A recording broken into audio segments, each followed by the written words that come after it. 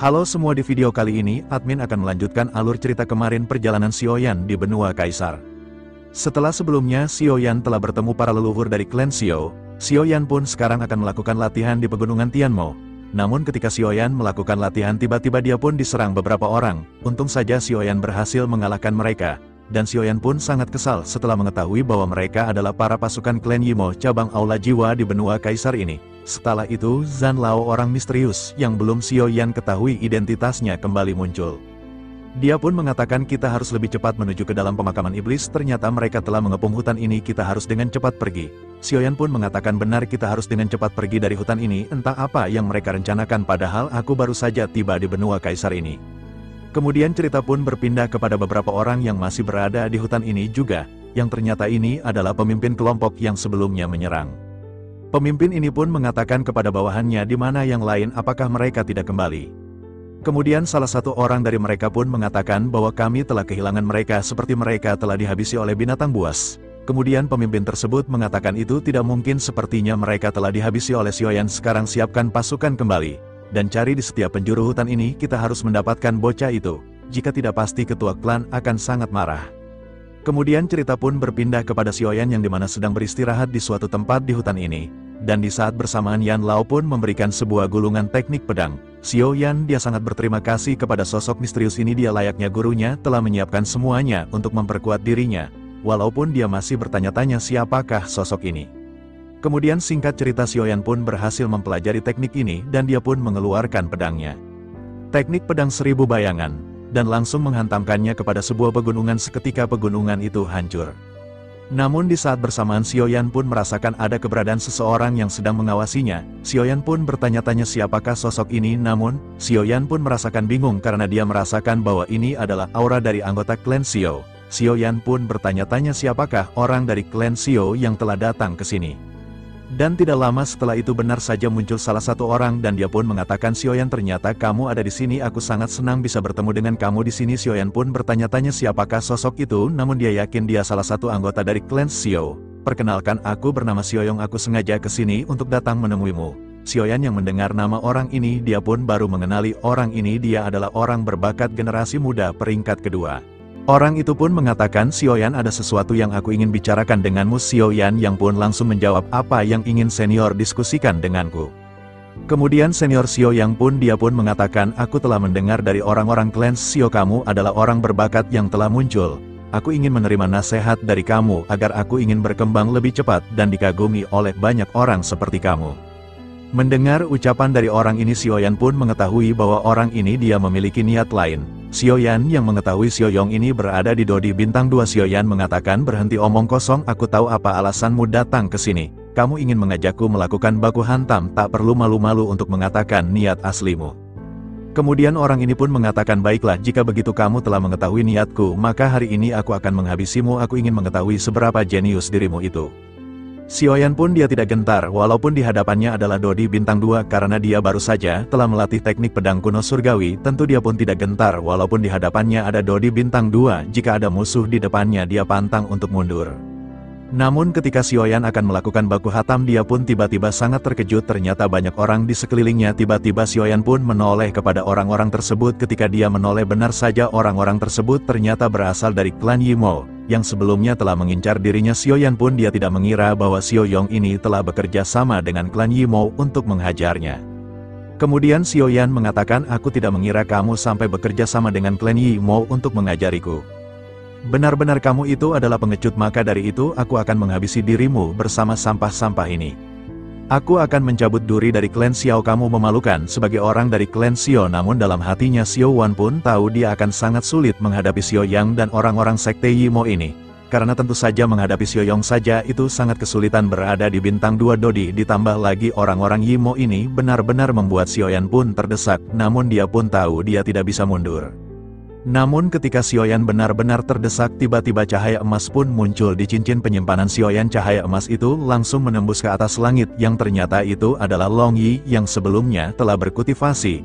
Dia pun keluar, tentu saja dia tidak akan membiarkan Xiaoyan yang telah dianggap ayah. Dia pun sangat marah kepada orang-orang ini yang berani menghajar ayahnya secara bersama-sama. Rauman binatang yang mengguncang dunia pun segera keluar. Di sisi lain Sioyong pun dia sangat terkejut ketika melihat naga guntur yang mengerikan di depannya. Dia baru pertama kalinya melihat naga guntur ini. Menyadari bahwa naga guntur ini belum sekuat yang berada di puncaknya membuat dia ada kemungkinan mampu dengan mudah mengalahkan naga guntur itu. Tentu saja ini adalah kesempatan yang bagus untuk menghabisi Xiaoyan yang sekarang selalu dibicarakan orang-orang dari klan Xiao. Di sisi lain para pasukan dari Sekte Yimo mereka pun sangat menegang melihat naga guntur ini. Mereka tidak tahu apakah mereka mampu menghadapi naga guntur yang mengerikan ini. Akhirnya pertarungan di antara dua kelompok pun tidak terhindarkan. Dalam pertarungan ini benar-benar didesak oleh mereka karena mereka berada di Dodi Bintang 2 dan ditambah lagi di bantuan pasukan klan Yimo. Namun Xiaoyan pun terus bertahan dari gempuran mereka. Xiaoyan mengeluarkan semua kemampuannya dalam pertarungan ini untuk menghabisi si pengkhianat itu. Di sini Xiaoyong ia benar-benar sangat terkejut dengan kemampuan Xiaoyan. Baru saja anak ini berada di benua kaisar, namun dia mampu bersaing denganku. Para pasukan klan Yimo yang melihat pertarungan sengit antara Xiaoyan dan juga Xiaoyong pun mereka benar-benar sangat kagum kepada bocah itu. Dia mampu bersaing dengan Dodi Bintang 2. Kemudian kita pun diperlihatkan Long Longyi dan Xiaoyan yang bekerja sama melawan Xiaoyong dan juga para pasukan klan Yimo. Benar-benar Xiaoyan dan Longyi pun didesak mereka semua. Xiaoyan tahu jika terus bertarung maka mereka berdua akan mati di tempat ini melawan Dodi Bintang 2 beberapa orang memang tidak mudah. Xiaoyan pun mengatakan lebih baik kita mundur sekarang. Akhirnya Xiaoyan mengajak Longyi untuk segera pergi dari tempat ini segera.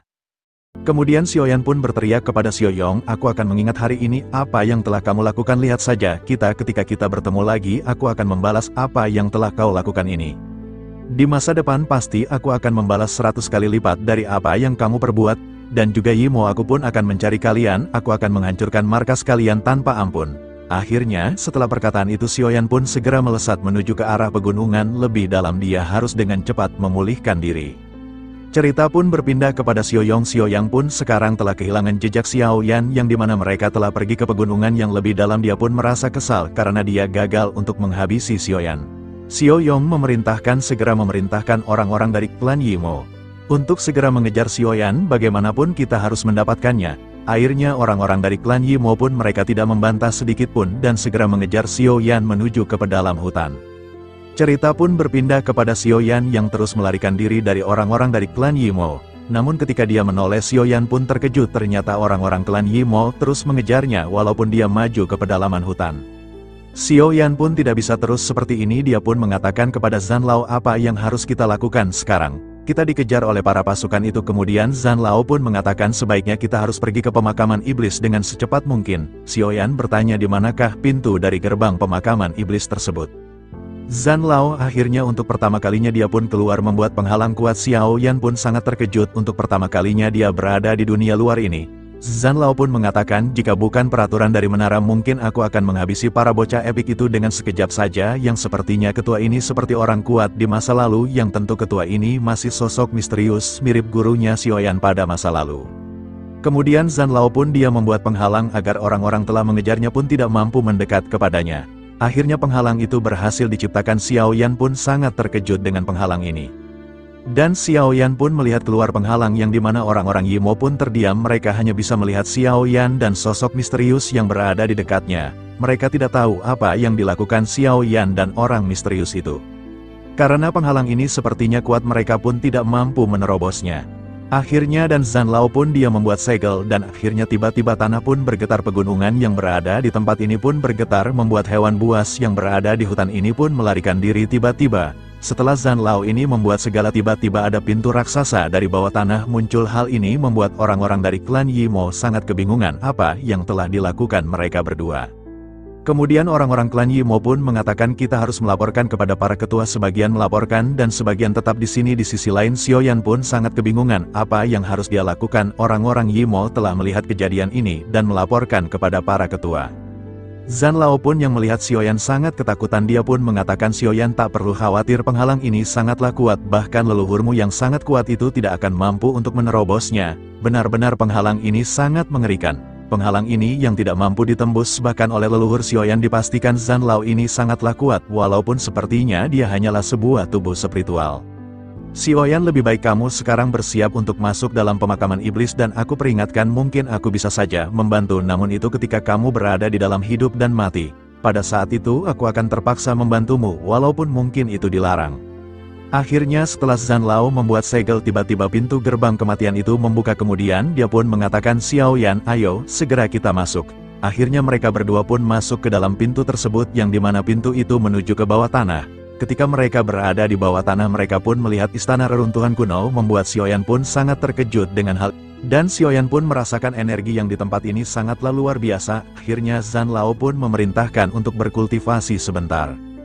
Ketika Xiaoyan memulihkan diri, kita pun diperlihatkan di luar pegunungan binatang iblis yang dimana orang-orang dari klan Yimo pun telah memberitahu para ketua dan juga Xiaoyong yang sekarang telah berada di luar penghalang. Dia pun sangat terkejut dengan penghalang mengerikan ini. Orang-orang pun sangat terkejut dengan kejadian ini karena mereka telah ribuan tahun di tempat ini, namun mereka tidak tahu ada reruntuhan kuno di bawah tanah. Mereka tahu pasti ada peninggalan yang sangat luar biasa di tempat tersebut, entah apa itu, walau pasti itu sangat mengesankan. Dan di sini Xiaoyong pun sangat terkejut melihat hal ini, apakah bocah Xiaoyan itu masuk ke dalam sana. Kemudian salah satu orang Clan Yimo mengatakan benar dia masuk ke dalam sana ditemani oleh salah satu ketua. Aku tidak tahu siapa itu. Xiaoyong pun sangat terkejut, salah satu ketua, aku tidak melihat ada siapapun sebelumnya di sampingnya. Halang yang dimana Xiaoyong dan para anggota Klan Yimo pun mereka berusaha untuk menerobos penghalang tersebut. Namun sayang penghalang itu sangatlah kuat, mereka pun tidak mampu untuk menerobosnya. Ketika mereka mencoba untuk memaksa masuk, mereka pun kembali dipantulkan oleh kekuatan dari perisai tersebut. Kemudian cerita pun berpindah kepada orang-orang klan Xiao yang sedang melakukan rapat, salah satunya adalah Xiaolong dan juga leluhur Xiaoli. Namun ketika mereka sedang melakukan rapat, tiba-tiba salah satu orang pun melaporkan bahwa terjadi pertempuran besar di pegunungan dan salah satunya adalah Xiaoyan yang sekarang dikejar oleh banyak orang. Mendengar itu semua orang pun menjadi sangat terkejut. Kemudian Xiaolong pun bertanya siapa yang telah mengejar Xiaoyan. Kemudian salah satu orang dari klan Xiao pun menjelaskan bahwa salah satunya adalah Xiaoyong, salah satu orang jenius setelah Xiaoqi yang berada di urutan pertama. Xiaolong ini berada di urutan kedua. Mungkin dengan kemunculan Xiaoyan dia merasa iri, posisinya akan tergeser, yang menyebabkan dia mengincar Xiaoyan. Aku pun berusaha untuk menolongnya, namun banyak orang-orang kuat di sekeliling Xiaoyong dari sekte Yimo, yang pada akhirnya aku pun tidak bisa membantu, hanya bisa melaporkan kejadian ini. Mendengar hal ini benar-benar Xiaolong pun dia sangat marah kepada Xiaoyong ini, beraninya sekali dia mengkhianati klan Xiao. Jika Xiaoyan terluka dan satu helai rambut pun menghilang, aku tidak akan gentar untuk menghabisi bocah itu. Berani sekali bocah itu menyerang Xiaoyan dan bekerja sama dengan para penjahat itu, benar-benar ini tidak bisa dibiarkan saja. Kemudian Xiaolong pun bertanya apa yang sebenarnya terjadi dalam pertarungan itu. Kemudian pria itu menjelaskan bahwa pertarungan dahsyat pun telah terjadi, mereka bertarung dengan teknik yang sangat mengerikan. Dan dalam pertarungan tersebut Xiaoyan pun berhasil melarikan diri dan masuk ke dalam reruntuhan kuno. Mendengar ini semua orang pun sangat terkejut, karena tidak ada yang mampu membuka reruntuhan kuno itu. Bagaimana Xiaoyan bisa melakukannya? Namun mereka pun sangat lega, sekarang Xiaoyan pun berhasil selamat dari kejaran orang-orang tersebut. Xiaoli pun mengatakan Xiaoyan telah melanggar aturan dari klan Xiao, berniat membunuh anggota klan sendiri. Menurut aturan dia harus diambil darahnya dan diusir dari klan Xiao. Mendengar suara marah Xiaoli, semua orang punya terdiam dan mereka pun tidak berani sedikit pun berbicara. Sekarang Xiaolong pun dia sangat khawatir dengan keadaan Xiaoyan. Bagaimanapun dia ada orang yang sangat membanggakan Xiaoyan, seorang jenius yang baru muncul setelah ribuan tahun. Bagaimana dia tidak marah ketika nyawa Xiaoyan sekarang terancam dan sekarang dia tidak tahu apa yang terjadi di makam kuno tersebut. Akhirnya leluhur Xiaoli pun memerintahkan untuk semua orang bersiap, kita akan pergi ke pegunungan Tianmo. Cerita pun berpindah kepada pegunungan Tianmo, di mana pegunungan Tianmo sekarang telah banyak orang muncul karena munculnya gerbang reruntuhan ini membuat benua ini menjadi gempar. Akhirnya tanpa terduga 5 klan besar yang berada di wilayah ini muncul, membuat semua orang pun menjadi menegang. Dan tentu saja orang-orang dari klan Xiao pun mereka muncul tepat di atas pegunungan. Dan juga para pasukan dari sekte Yimo yang sebelumnya telah mengejar Xiaoyan. Dan ada juga orang-orang dari Tian Minggu yang dimana Tian Minggu ini dipimpin oleh Kaisar Ming, yang sebelumnya menjemput Xiaoyan ketika Xiaoyan melawan monster raksasa saat menuju dunia Kaisar ini. Mereka semua berkumpul tepat melihat gerbang yang menuju reruntuhan kuno tersebut. 5 klan besar telah muncul, walaupun dari 5 klan besar ini yang paling kuat tentu saja orang-orang dari klan Xiao. Xiaolong sudah muncul. Xiaolong yang muncul langsung menatap Xiaoyong yang berada di klan Yimo. Dia pun menatap para bocah epik yang berani pengkhianat klan Xiao. dan ingin berniat untuk menghabisi saudaramu, kamu tidak bisa dimaafkan. Dia pun langsung melancarkan serangan kepada Sioyong, tangan besar pun langsung melesat ke arah Sioyong. Sioyong yang melihat kekuatan amarah dari ketua Xiaolong yang berada di Dodi Bintang 3, dia pun gemetar, dia tidak akan mungkin bisa menahan serangan mematikan tersebut. Namun ketika tangan itu melesat, ternyata ada seseorang dari iklan Yimo menahannya, yang tidak lain itu adalah salah satu ketua dari klan Yimo, Yi Zhentian. Aku tidak akan membiarkan kamu untuk melukai Sioyong, karena Sioyong sekarang telah menjadi orang-orang dari klan Yimo. Kamu tidak bisa begitu saja menyentuhnya, terutama di hadapanku. Mendengar hal ini Xiaolong pun dia sangat marah dan dia pun berniat untuk menyerang lagi sampai dia akhirnya dihentikan oleh Xiaoli.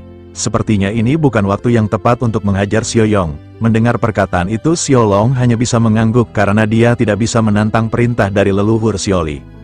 Kemudian tidak lama itu muncul salah satu orang yang sangat kuat, yang tidak lain itu berasal dari klan Xiao, membuat semua orang gempar. Yang tidak lain itu adalah Xiaoqi, yang dimana Xiaoqi ini adalah salah satu murid paling jenius di klan generasi muda. Dan tidak hanya jenius, dia pun sangat cantik yang membuat semua orang berdebar ketika melihatnya. Tanpa terduga Xiaoqi pun berada di tempat ini. Xiaoli pun mengatakan, ternyata kamu berada di tempat ini. Xiaoqi pun mengatakan, sebenarnya apa yang terjadi di tempat ini, mengapa banyak begitu orang berada di sini bermunculan. Kemudian leluhur Xiaoli pun menjelaskan bahwa Xiaoyan, orang jenius baru yang muncul di dunia kaisar ini, dia telah menemukan reruntuhan kuno yang telah lama menghilang. Xiaoqi yang mendengar itu pun sangat terkejut, apa Xiaoyan orang baru dari klan Xiao dia mampu membuka reruntuhan kuno ini. Aku tidak mengira telah banyak hal terjadi beberapa bulan setelah aku pergi.